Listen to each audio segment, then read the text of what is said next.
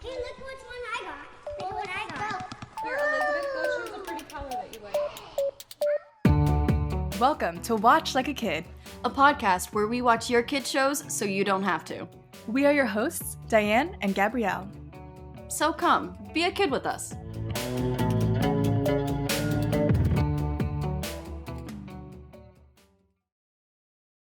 Hey. Hi. Hello there. Just a heads up, if you hear Min shouting. All of New York is akumatized right now. Yeah, lots going on. And they're apparently all outside of my apartment. So welcome to New York. It's been waiting for you. Ooh, okay. Let's settle in and take a ride to Paris. Our little town of Paris. Season 5. And so much has happened So much. this season. It's a lot. We probably won't be able to cover it all, and we're probably going to be so excited that we're going to be going back and forth. Yes. And this is going to be as chaotic as the entire season was. Yep. Do you know what I realized? What? Is that the kid I watch, who inspired us to watch Miraculous, this whole podcast essentially. It's just for her. Just for her. Just for you, kid. It turns out I realized this week she actually hasn't seen all of Miraculous. No. I was talking about when Gabriel becomes Monarch. Mm-hmm. And she goes, "Who's that? Who's Monarch?" No. And I was like, "Well, after Shadow Moth." And she's like, "Diane, the only bad guy is Hawk Moth." No. He hasn't been Hawk Moth since season 2 or 3. Although I still call him that. It's really hard. If you're to gonna keep have up. a bad villain name, you gotta commit. Yes, but I feel like you should call him Monarch because now at least he is a butterfly. And your whole thing was it's a Hawk Freaking moth and he uses butterflies. It was driving me freaking crazy. But then I got used to it. Yeah. Anyway, So speaking of, we are, if you're watching, if you're just listening, we have a video portion of this podcast as well on YouTube. And we like to dress up sometimes as a certain character. And this episode, we decided to do Hawk Moth / Shadow Moth / Monarch. We've got the butterflies. I can't believe you just so happen to have a butterfly dress. Yes, this is my grandmother's dress. And it has butterflies everywhere. Shop your grandma's closet. Everywhere. Shop it. And You got purple? I bought this at Goodwill, and it is 100% Ralph Lauren cashmere. Shut up. Yeah. Honestly, it was like $10. Stop. I can't stop. Oh my gosh. Yeah. And I see you have a butterfly necklace. Yes. This is yours. It is. My brother gave me that necklace when I was 15. When I was Marinette's age. I got that necklace. I can't. It's perfect. It is perfect. Foreshadowing. Which is just everything's coming together. It's all happening. It's all happening. Which is what season 5 is. Yes. It's all happening. It's literally all happening. So much. They went from just 0 to 100. Yeah. Real quick. So yeah. let's just start off with the teenage drama of Marinette and Adrian. Let's do it. Adrian finally is like, you know what, Marinette, she's not too bad. I don't know where it came from. But I'm glad that weird, her almost kissing him in a wax museum worked for him. I'm glad that worked. Yeah, he's like, that made me feel some kind of way. I think he just kind of was giving up on Ladybug and needed to redirect his love to someone. It was yeah. Marinette. You know how sometimes you just need a crush? Yeah. Sometimes you need a crush. We were talking about that with a friend the other day. She's like, I just want a crush. She just wants a crush. I think that was Adrian. He's like, I just need a crush, now that Ladybug's not a thing anymore. Yeah, but then it just turned to love real quick. Well, that's because I told you this in another episode. I told you all, did I not? These 14-year-olds don't know what a crush is. They're like, I'm in love. Yeah. You're in love. And I'm like, and even the adults are getting on board with this in love train. It is kind of bizarre. Marinette's parents completely obsessed with her love life. Adrian comes over and they're like, "Oh, we're so happy! You're gonna be like our new son-in-law." As if they're already married. But what I found so strange is that Marinette struggles with it in a way. She can't fully accept that Adrian likes her for the longest time, and she's still freaking out, and she can't tell him she likes him, even though he literally goes, "Marinette, I like you. Do you want to be together?" Yeah. And she's just like, And he's like, raise your hand if you like me too. And she does. And he's like, is that the wrong, that's the no hand. Oh my and she's goodness. like, yes, She's no. so haphazard. But I guess she has some prior trauma. We learned that Kim, I guess, was meanie butthead. Oh my goodness. And she used to like him, and then he I think he thought that he was trying to be funny with these pranks because Chloe made him think that it would be funny, that Marinette would think it's funny, but she obviously didn't think it was funny. Because Kim is just a jock. He's one of their classmates who just loves swimming, kind of a jock, whatever. Used to have a crush on Chloe even in the early years. Or year, because they haven't aged. They're still 14. Still 14. I liked that episode though, because then we kind of start to realize why Marinette is so uptight and weird and crazy about. She's afraid that she doesn't actually know Adrian. Yeah. And that it's gonna turn around and bite her, which is pretty relatable. I kind of related to that. I was like, there is one guy who's gonna mark you and traumatize you, and then that's just gonna be your whole personality for every other crush to come. Yeah. But I mean, Adrian did pull a Luca where he was just super patient. He's like, we can wait till it's right. Can I just like hold your hand? Let's just start. And even when she wasn't ready for that, he goes, it's fine. It's fine. He's like, we have time. We're here. So you have a favorite part. Yes. About Adrian and how he works with Marinette's weirdness. Yes. So Marinette, okay, for some reason, the running bit in this season is that Marinette wears her pajamas all the time. And they're not the cute pajamas we saw with the cami. It's like a shirt now, but it's fine. So she's wearing these pajamas, and sometimes she's like, oh no, I'm in my pajamas. And she freaks out. Well, I guess this time she like shows up to Adrian's house in her pajamas, and now she's freaking out. She shows up in her pajamas. But then Adrian goes, hold on a sec. He goes into his pajamas, his hot boy clothes, which consists of black like athletic shorts and like a white tee. White tee. Can't go wrong. Can't go wrong. Hits every time. So he comes out in his hot boy clothes / pajamas, and he goes, it's better this way. It's so cute.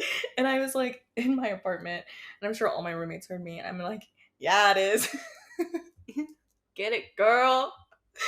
It's also, we learned in this episode that apparently Adrian just walks around his marble floored mansion barefoot. His feet must be so cold. His feet must be so cold. I really like the way he handled Marinette, like not pressuring her, just being okay with waiting suddenly, because like he would just FaceTime her every day or text her in the morning. Like they become obsessed with each other. Yeah. And we saw that so much one-sidedness with Marinette that it just is so nice to see the guy doing it too now. I mean, it's just what everybody wants. They'll be brushing their teeth and they're like FaceTiming. Like it's like one of those relationships where you just like, you get off the phone. No, you get off the phone. At one point they're FaceTiming and she goes and spills her milk and he goes, Marinette, watch out. And she grabs it because he just already knows that was going to happen. Yes. I know it's the couple we've been waiting for to get together, and we've loved that slow burn. However, I feel like they jumped so fast into things and became so obsessed with each other, and Marinette became just even more extra that for some reason, halfway through this season, I was kind of over it. They are a little annoying. Even Rose or Rosie? Rose even says, like, y'all are kind of obnoxious. Yeah, because it takes them forever to kiss. And even Rose, the quiet, squeaky little girl, is just like, you guys need to finally kiss. And just do it. If you don't, I will kiss you both. That's a weird threat. Don't make me kiss you, because I will. and she would. I believe it.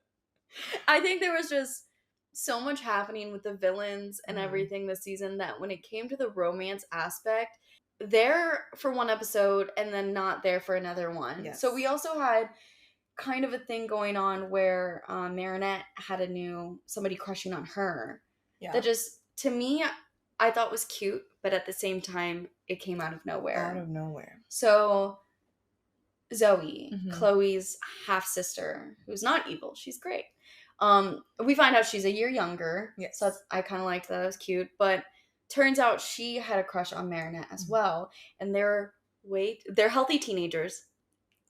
We need to remind you that. They're super healthy teenagers. So Marinette is just like, you should tell whoever you have a crush on that you love them, because it would be an honor to be loved by you. And Zoe's like, well, it's you, Marinette. And No. The thing about this scene, what kills me about this scene, is she doesn't even say, it's you, Marinette. She just looks at her, and Marinette clocks it as, oh, it's me. Whereas you couldn't clock it with Adrian like this whole time. Yeah. She just looks at her, And Marinette's just like, She and goes, then she I'm just, honored. I'm honored that you love me, And even gives her though a hug. I don't love you back. And then Zoe was Zoe's so fine with it. The amount of rejections in this show where the kids just handled it like champs. Luca, too healthy. Kagami had a little bit of a spell, but which in the end, healthy. But with Zoe, she wasn't in that many episodes leading up to it. There was no kind of notice, nothing, no kind of glances or like breadcrumbs, as you like to say, leading up to it to have us, the viewers, kind of be like, she's totally crushing on Marinette. Yeah. It just was that one episode. And I think that would have been a really good arc, a really good storyline to like build up Zoe, because she is a newer character. Yeah. But they just happened in one episode that it felt kind of forced and unnatural. Well, you might disagree, but I also kind of thought that was the same gig with this other new couple that we see come into play. Do you want to talk about Felix? We could talk about Felix all day long. So Felix, at the end of last season, we thought he was going to be a new bad guy. Yes, and we were kind of excited. I don't know if maybe the writers just saw that viewers liked him or something. Maybe they took a poll. I don't know. But season 5, he suddenly is not a bad guy. He starts off it, but then he like has a come to Jesus moment or something. He has a change of heart. He is like, he actually treats his Kwame nicely, and he doesn't use his Senti monsters for destruction. Right. And we learn his backstory way later on why. Yes. Which we can get into in a bit. But he just suddenly changes his tune and is nice again. Changes his tune. Speaking of, y'all know I've been wanting this to be musical, and this boy gets a villain song. I loved it. I hated that singing Christmas special. I know. Still traumatizes me to this day, but him just prancing around this little jazzy kind of vibe where he's just like killing it in the street. I was like, good. This is great. And then he just suddenly turned good. And I was like, again, it was where they had this good plot and then just like abruptly changed it. Yes. Or abruptly like just wrapped it all up. And then also in the same abrupt measure, now all of a sudden Felix is in love with, because we don't do crushes in Paris. No. In love with Kagami. Yeah. It's the tiny town of love. That's almost as good as Carbs and Cologne. Guys, I really hope one day we can have our own merch. We want our own merch. Because just for us to wear. Honestly. Like, you guys don't have to buy it, but one, our merch is gonna be so fun. I would love to have all that on a t-shirt. And then just Felix's face. I do like him with Kagami. I think it's cute. I think they share the same childhood trauma. Yeah. And they just have not received the love they deserve. It is really nice seeing Kagami happy in love. And she accepts it. A lot. And yeah, and I think it's the first time she's had a boy kind of give her that glance. And she's like, oh, who are you? Yeah. And she also puts Felix in his place. Yep. She's the one that kind of helps Ladybug and Cat Noir like convince him. And she thinks he's cute because he's basically looks just like Adrian. Yeah, maybe that's not healthy. I just realized that. It's like on that Friends episode where it's like she like Ross. Yeah, you knew exactly where I was going. Russ versus Ross. That's kind of what Kagami's doing. But you know what, babe? I got you. I get it. Fine. We don't get over our first loves. And if a boy comes who looks just like Adrian, why not? Come on. Yeah, why not? And you don't have to deal with all the whole like Gabriel Agreste stuff. Good job. Good job, babe. Move on. Especially with all the secrets she knows. She knows everything. So it's good.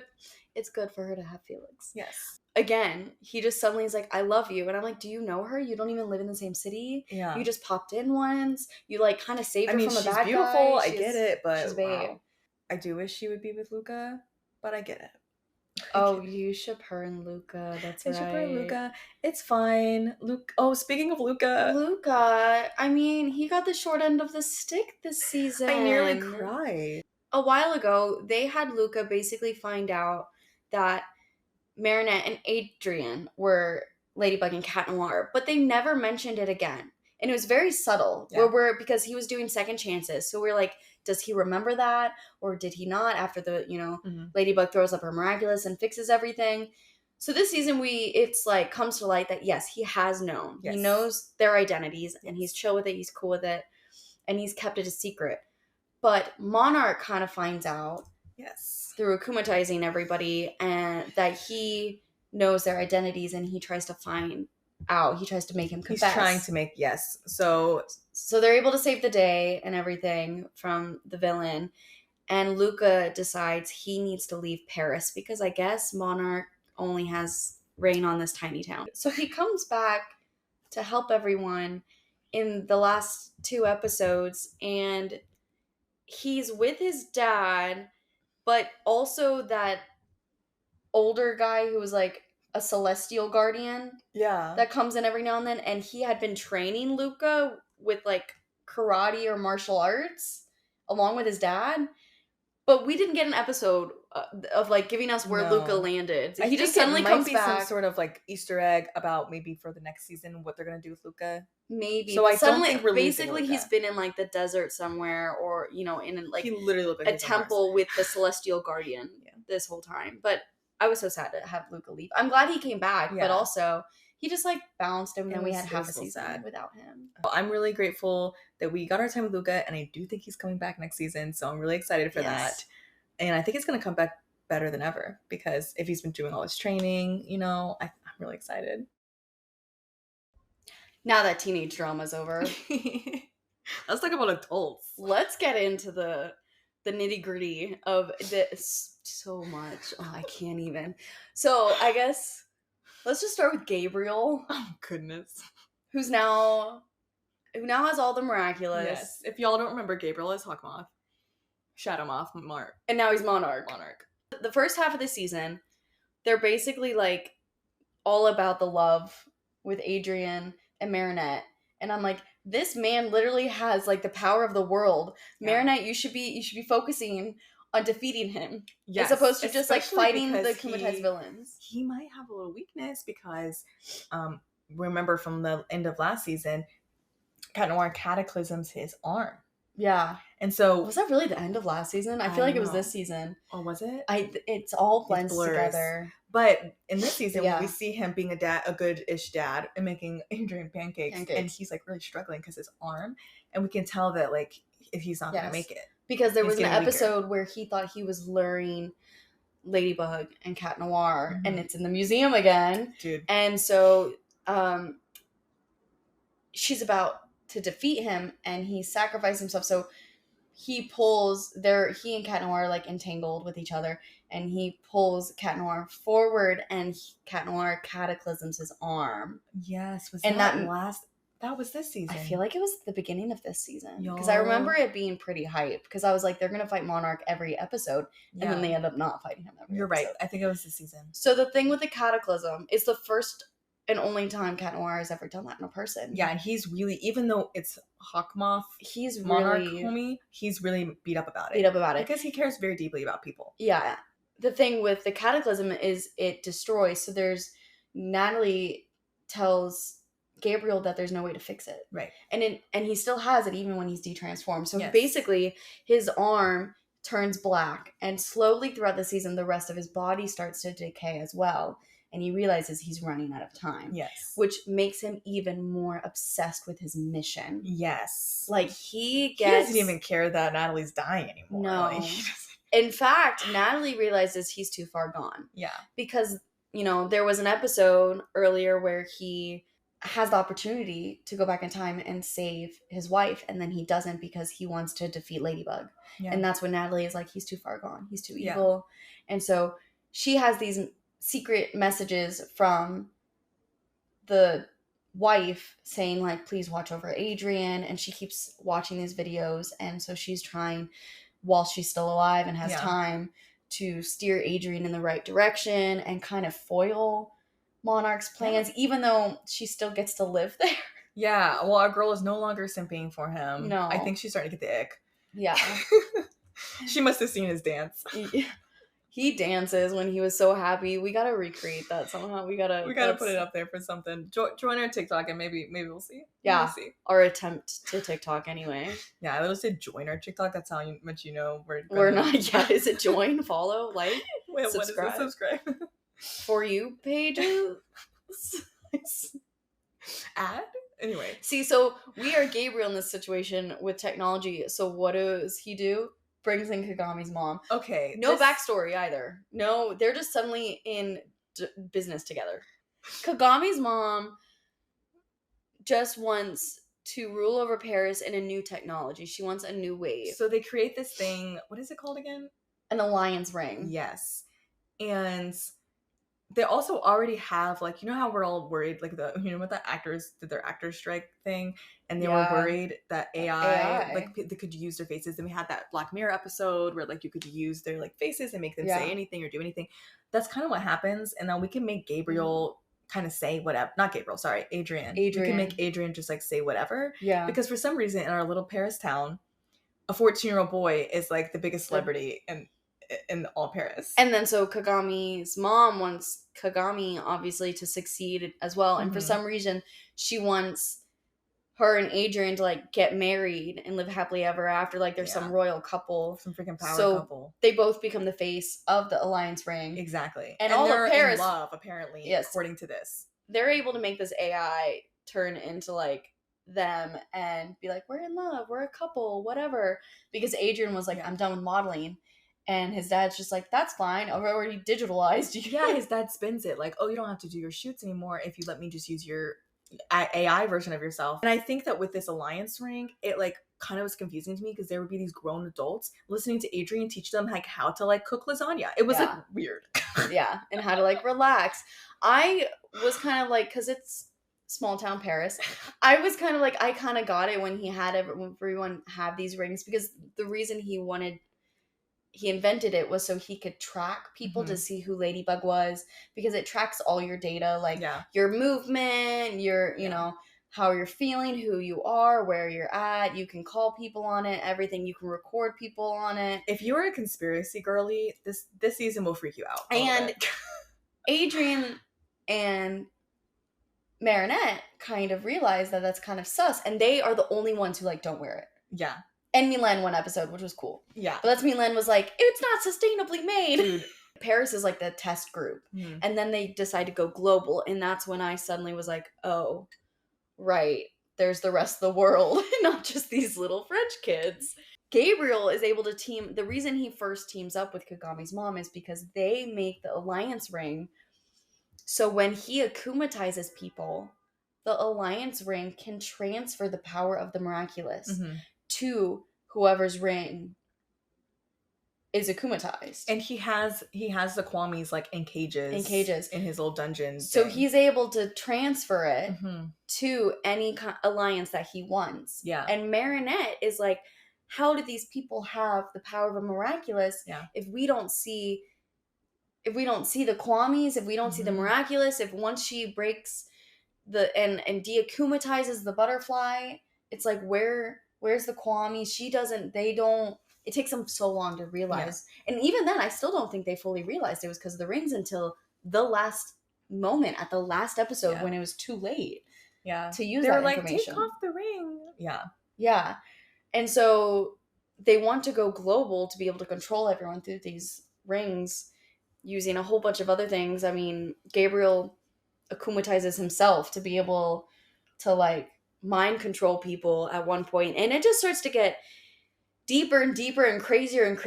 And to me, there were just so many little things that I felt like were just skipped over, like introduced and then left and then introduced again and then added more detail when we really didn't need that much. No, it was going really ham. It almost made me miss having poor old Andre akumatized every episode, you know? Like, no, I don't know about that. I don't know if I go that far. I missed Mr. Pigeon. I just wanted to have a simple villain. Like, it got to be so much happening that they didn't even show the 10-second transition from Marinette to Ladybug and Adrian to Cat Noir. We're in a Black Mirror episode now. I mean, this is the end of days. This is the end times. It is. And it would be okay. I would be okay with all of this happening with Monarch and Kagami's mom and alliance rings if they also didn't have Lila Rossi. You want that almost. I want that girl gone. I know what word you were about to say. But we're a family-friendly podcast. We're trying to be. Listen, there's really nothing redeeming about her. Like, at least with Chloe, there's some redeeming parts, or there's some episodes where you can see her trying.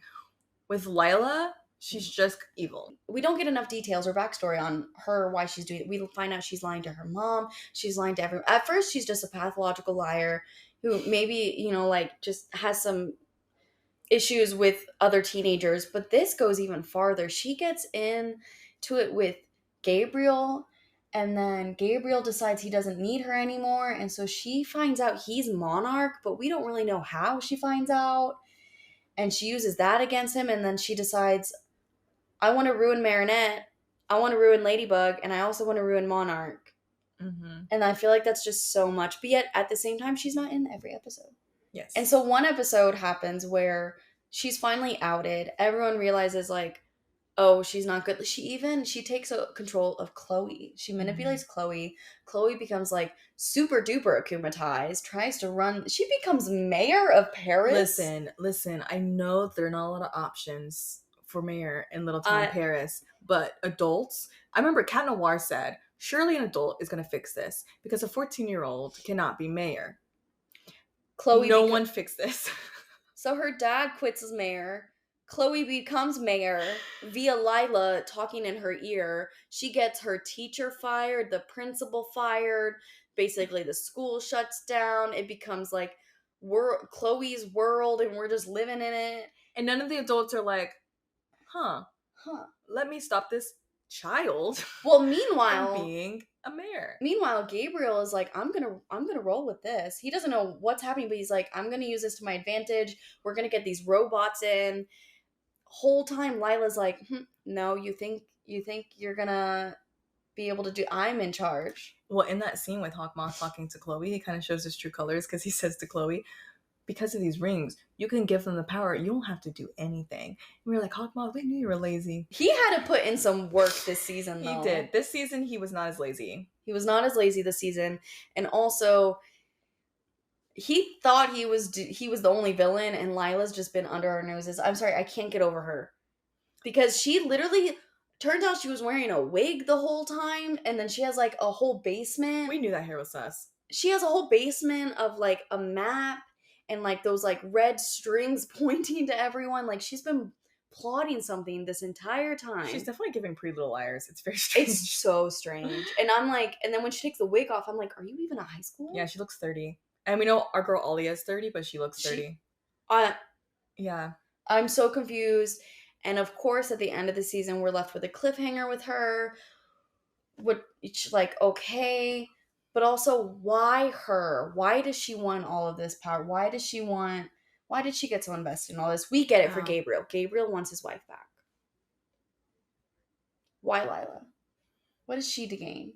I think she wants, like, to be Gabriel. I don't get why it's necessary. I'm sorry, guys. I'm sorry. It's probably not necessary. It is getting a little crowded in the Miraculous universe. Me. Yes, when Chloe became mayor, and Gabriel and Kagami's mom were trying to take over with the alliance rings, and Lila's just watching it all happen. There was just too much going on.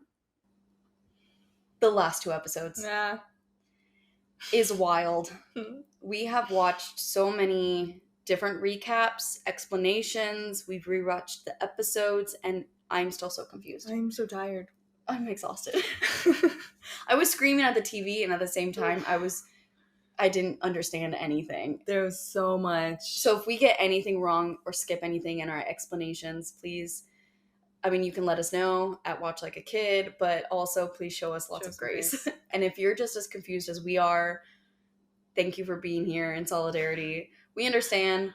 It was supposed to be our job to explain it to you. We're supposed to watch this so you don't have to. But here we are telling you to watch it. Because we're all in the same boat now. Yep. And we're all in this together now. The ship is sinking. Gabriel sends Adrian to London. Yeah. And Kagami also gets sent there because they're the face of Alliance. They're also test subject number 1. And they also want to be able to keep an eye on the kids. Yes. And apparently also, not only do they ship them to London, but they also ship them as a couple. As a couple, for some reason. Marinette doesn't get to know till, like, the last second. They're supposed to have, like, prom, basically, at the top of the Eiffel Tower. And, oh, gorgeous. And Adrian thinks that he can figure it out before the time comes for him to leave, because his friends are like, Tell her. your dad can't make you do this. Well, yes he can. Yes. I don't know where they get that idea, but that's like the 14. running theme. But I'm like, yeah, he's a minor. His dad can make him go to London. That's something that can happen. Unless he learns about emancipation. Exactly. Let's go, bro. Hashtag free Adrian. So he's at the airport, about to hop on a plane. Here comes Miss Marinette on her little scooter. Because she does finally find out. He calls her and tells her, like, I'm going to London. Yeah. She's like, hell no. She's in this pretty dress. She's, with skulls on it. Yeah. It was That weird. was a choice. It was odd. So she's, like, on a scooter. She's like, no, in pure Marinette dramatic fashion. And I just get cracked up because there's this guy's like, aren't you going to do anything to the guy who works at the airport who's just letting this 14-year-old on a scooter, like, be where the airplanes fly, like, and, like, come in anyway. But he's a hopeless romantic, so he lets the kids have it. The kids run up the stairs of the plane. Adrian runs down the stairs of the plane. They kiss. It's the first real kiss. Yeah, because this whole season they were like, we want it to be right, we're waiting. Yeah. They almost kiss, and then like he hears his dad's voice in his head and stuff like that. We've seen them kiss in alternate time universes. This is the real, no one's turning back time, baby. What I loved is once they kiss, that's when Gabriel's like, do something. And so like the big bodyguard who's like ships them as well. Yeah. He goes and he tries to pull Adrian away, and then the worker tries to pull Marinette away, but and they like can't. These grown men, this is what I'm saying. Our little town of Paris gives 14-year-olds way too much credit. These grown men cannot pull these 14-year-old kids off of each other. And like, did I love it? Yes. Was I like, logistically, this is ridiculous? Utterly ridiculous? Yeah, because she probably weighs like 50 pounds. Seriously, I know. So she... and so does he. Like, honestly. But I mean, they're really getting into it. He's like holding the back of her head. I mean, it was like, for a first kiss, I was like, y'all really going ham on this. They're really going in. So she goes to the dance anyway, because she's like, I gotta show face. She's like covered in makeup, which I love. And she thinks she sees Adrian. But it's our good old Felix. It's our guy Felix. The fact that she didn't even think it could be Felix. At this point, I'm like, babe, how many times has Felix done this to you? I mean, yeah, but she was a little emotional. Gabby, let her have it. Okay. Well, the reason we see Felix is because he has helped Kagami kind of leave London for the night. Yeah. On a little trip. Yeah. And Kagami convinces him that he needs Ladybug's help.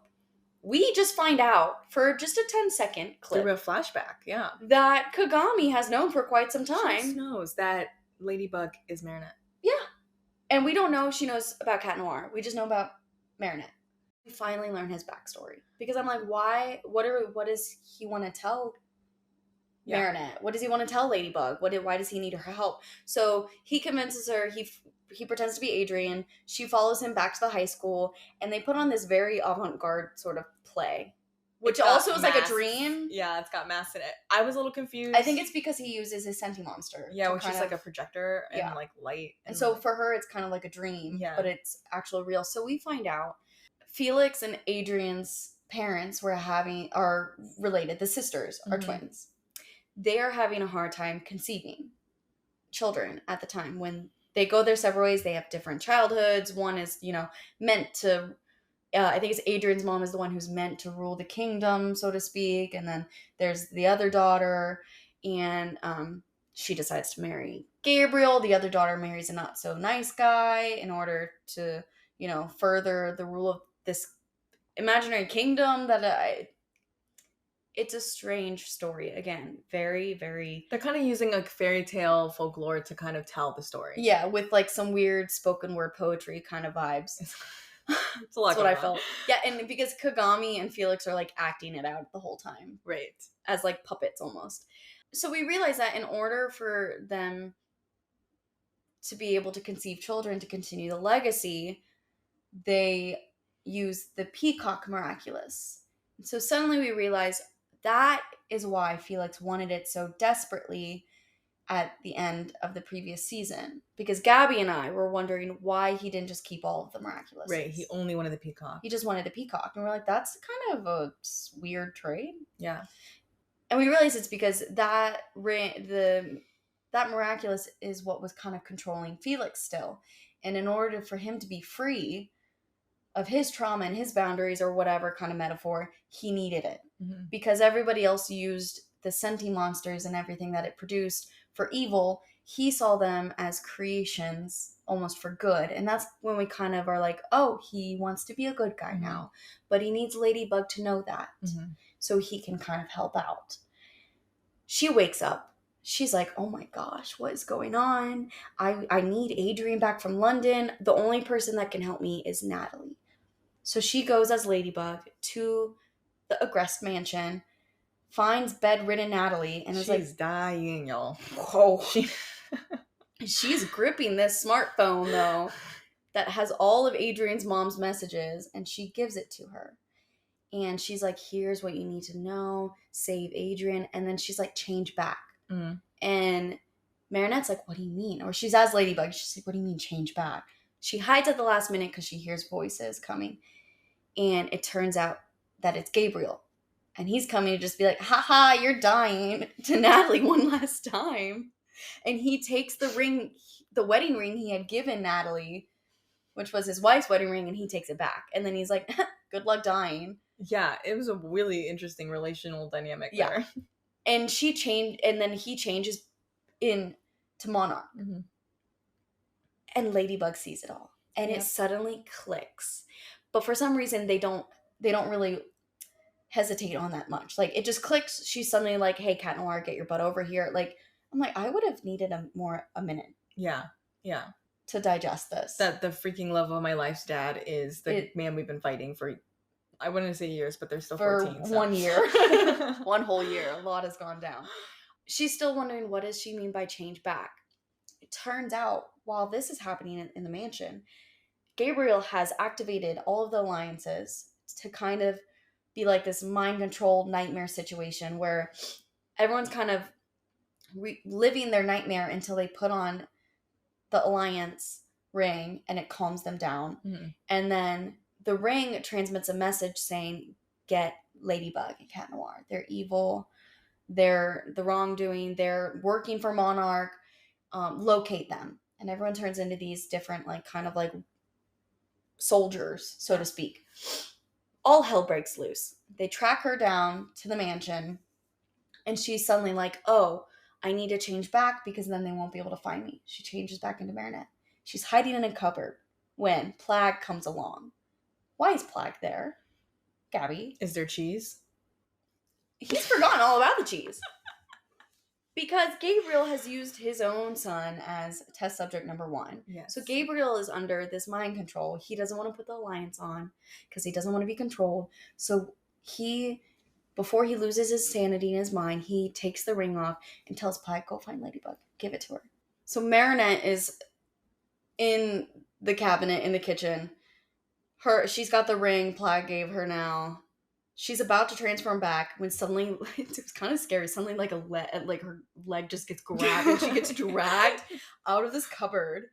And she's just on the floor and she turns and it's Monarch. And she does not care. She doesn't care anymore about hiding her secret identity. She just looks, he goes, Marinette do Peng Chang, because he's hated her all season. He cannot just say, they are not on a first name basis. They're like me, we're a full name. Yeah, they're full name girlies. I'm a full name girly. We like full circle back to season 1. I love it. Cute. Before he can even realize that they're the same person, she's just like, and transforms. Yeah, right in front of him. Right. So now he knows who Ladybug is. Yeah, and which is like a no-no apparently the whole time until now, I guess. A big no-no, but I guess she realizes like, this is it, fam. And she's got both Miraculouses, so she's like, I wonder too if like once you figure out who your like devil is, like once you see it face to face, you're like, oh, that. I wonder if she, like, now that she knows it's just like Gabriel Agrest, she's like, pish posh, I can defeat this man.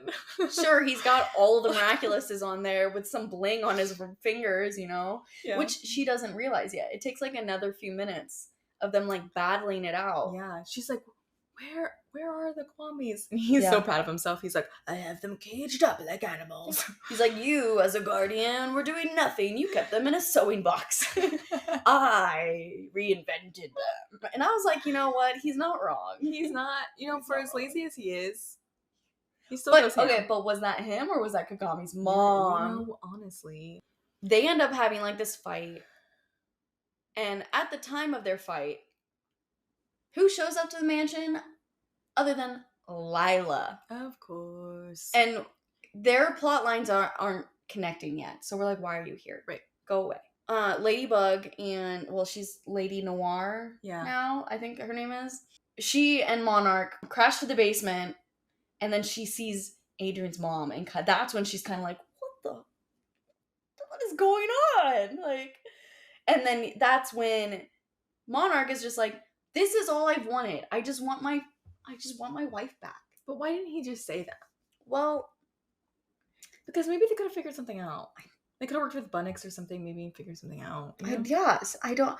Well, because they say you shouldn't really trick with time too much, that sort of thing. But if it's like between that and Hawk Moth defeating the Paris. Well, I think also because as we saw as seasons grew on, he kind of got the whole drunk on power thing. Yeah. And it turned more into a Ladybug vendetta. Yeah. Than his wife. Right. So she sees all of the miraculous rings, realizes like, oh, that's how you're controlling them.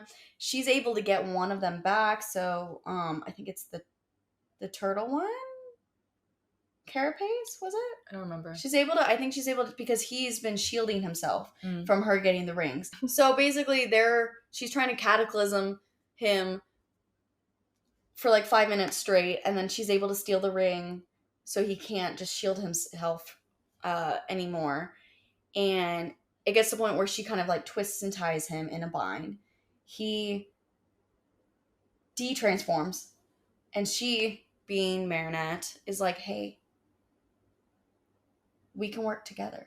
We can find a way. She's like you. She was like, we can find a different way. But you can't have this. With creation comes destruction. Yeah. And he goes, you're right. And she goes, I'm so glad. She's stupid. So she de-transforms herself. And in that moment, once she de-transforms, he steals both of her miraculouses. Right. And Tiki and Plag are like, no, girlfriend, you just done messed up. Like, it's just so hard not to like just curse up a storm this episode. That's kind of like the end. He realizes his days are numbered too. Like, his whole body is black from the cataclysm. And he's weak, so he takes them, and then just like this giant transformation happens. It's wild. It's wild. We have finally see Plag and Tiki combine, which we've never seen before, but has been told is like the biggest no-no of no-nos. And it turns into this, kind of looked like a bug. It looked like a damn butterfly to me. Really? I was like, it had like another 4 butterfly? legs. Oh, I felt like it were wings. They had these like killer antennas. Yeah. It shields Gabriel and this big giant creature so Marinette can't like tackle him.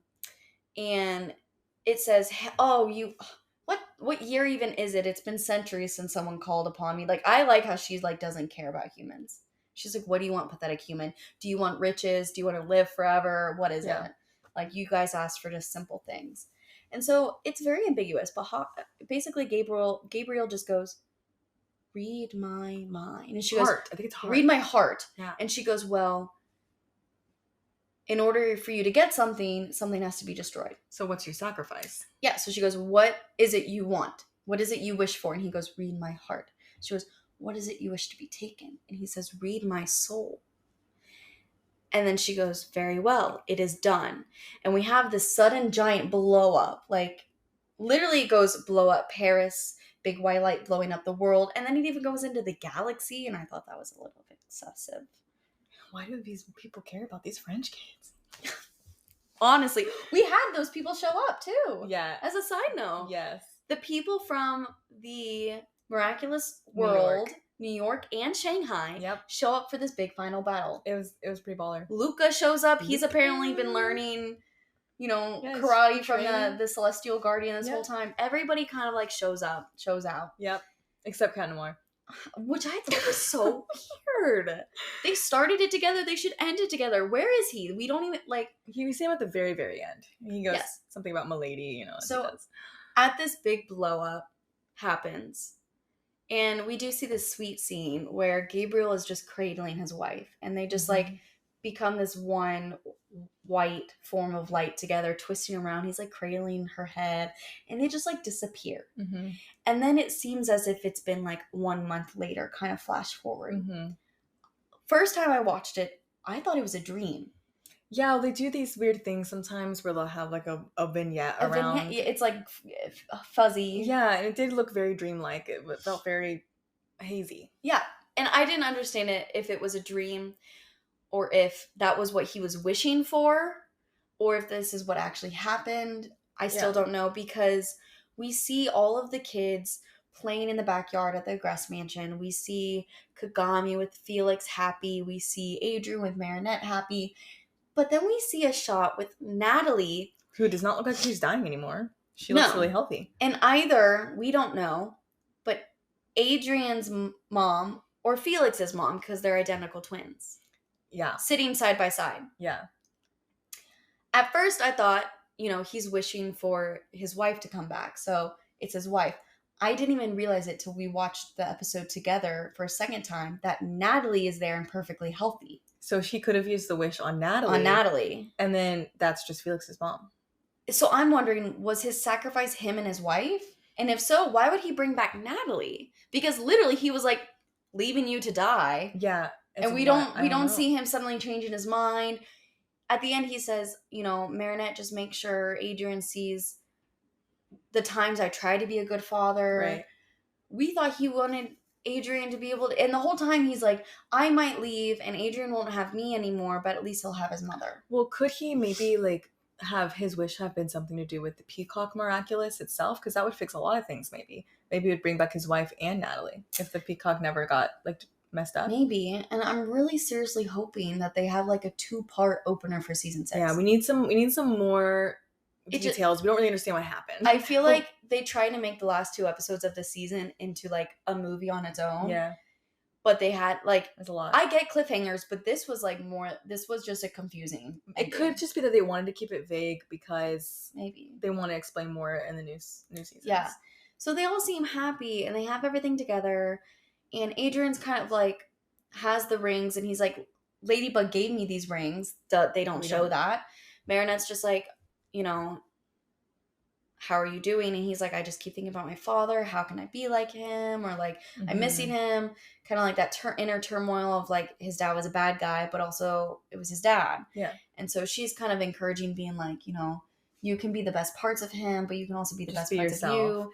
They end with a cute little kiss. I feel like that should have ended the show. Well, I don't know, because when it zooms out on their kiss, we see the monarch symbol. Yeah, we do see so that feels a little foreshadowy. We see the symbol of the miraculous, of the butterfly brooch. Because she was able to get back all the miraculouses except for monarchs. Yes. Which means it's still out there somewhere. And in the last scene, we see that. And so, yeah, but before that, we see like butterflies in the shot. Yeah. I thought that as like he's still kind of with them. To me, it would have been a great way to end the series. No. It would have been like, we don't know what happens, but sometimes when you watch movies and TV shows, it's kind of nice not to know what happens in the future, or you just see everybody getting a happy ending.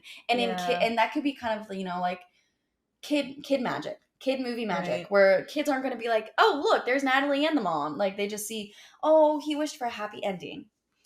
Okay, well, we're not getting our happy ending because guess who stinking found the miraculous of the Hawk Moth monarch. What's of the butterfly. Of the butterfly. Found the butterfly necklace. Zubru is the Kwame. Zubru. I love my Kwamis. I'm kind of getting it down who they are. But Lila. Love to hate her, hate to hate her. Lila has it. So we told you that she goes to the mansion, but then she's just hanging out while they have this big final battle. Yeah. And I'm like, what are you doing that whole time? I'm hoping that in season 6 they open up with different, like an episode where it shows you the different point of view of everybody while this big battle's happening. Because I feel like that would clear so much stuff up. And like especially Luca, because we love Luca, Adrian, the sidekicks, Adrian. Yeah. Lila, why is she just standing around waiting? Yeah. Like, I thought she was going to try to get all of them and make her own big, like, I thought she wanted both of them and make her own big creation, destruction, you know. I think they'll explain gift. some stuff. Yeah, so she basically is like, you haven't seen the last of me. Before that happens, we see that Marinette is being a much better guardian. She decided that not everybody should have that. Not one person should have all that power. So she makes tiny miraculous boxes for all of her little besties. Cute. And so now each of them are in charge of their own miraculous and their own Kwame. Very cute. I think that's cute, but at the same time, it kind of makes it like Ladybug and Cat Noir aren't the main superheroes anymore, and it doesn't, like, it kind of takes away from them. You don't like the Avengers team thing. You don't like it. I get like one of them, but having the whole crew, it's a lot. Because now it's going to be a superhero show as opposed to like these two kids being the main characters. Yeah. Now it's kind of like, okay, now you got to give everybody a spotlight. I mean, very last scene, Lila puts on the butterfly brooch. She is just like, haha, you haven't seen the last of me, Marinette Dupang Chang, because full name girly. Yep. But then something happens, and we don't know what. Yeah. She puts on the brooch. She puts it on. I feel like I say brooch wrong. Brooch. You know, I say macaron wrong. Macaron, anyway, whatever. She puts it on, and usually when you put it on, your Kwame comes out. Yeah. With Lila, maybe she's just so evil that something comes out that she is terrified of. There's suddenly this glitch of lightning, flashes of electricity sort of thing. She turns around to see where it's coming from and what it is, and she just looks terrified, and I love it. Yeah, I love that something's scaring her. We love Lila in her weakest moment. We love it, but at the same time, it cuts out. Does that mean cuts out? Does that mean she's not going to be the bad guy? Does that mean there's something more evil like her, altogether? So you don't like her, so it'd be best if there was something more evil. But what? That means it's going to be using her as a pawn. Well, we'll see. I kind of want Adrian to process what just happened, because I feel like a lot has happened. So much, did he lose his dad? Did he get his mom back? Like, what's going on? I would like to see that, and like how his reaction like affects whatever this new Paris thing is going on in our little town. We're probably going to move on from Miraculous, but we will return when those movies come out, when the new season comes out. We'll come back. We'll come back, and we'll be doing it. We'll be watching it in real time. You know, we'll do. We can watch it with all you guys. Yeah. Oh my god, come join us. We all have like a little slumber party, some popcorn, some macaroons, some croissants. I just feel like they've built it up so much. I don't know how we can go back to being unserious, little akumatized Andre. And you're right. It's probably not going to be as unserious anymore. It's probably going to be pretty gnarly. Tell us your thoughts too. If we missed any plot holes, seriously, that you think have already been filled or don't matter, at Watch Like a Kid, Gmail. We hear in honks. They're telling us to wrap it up. Until then, bye-bye, little butterflies. That's not a unicorn. That's just a pony with pink hair.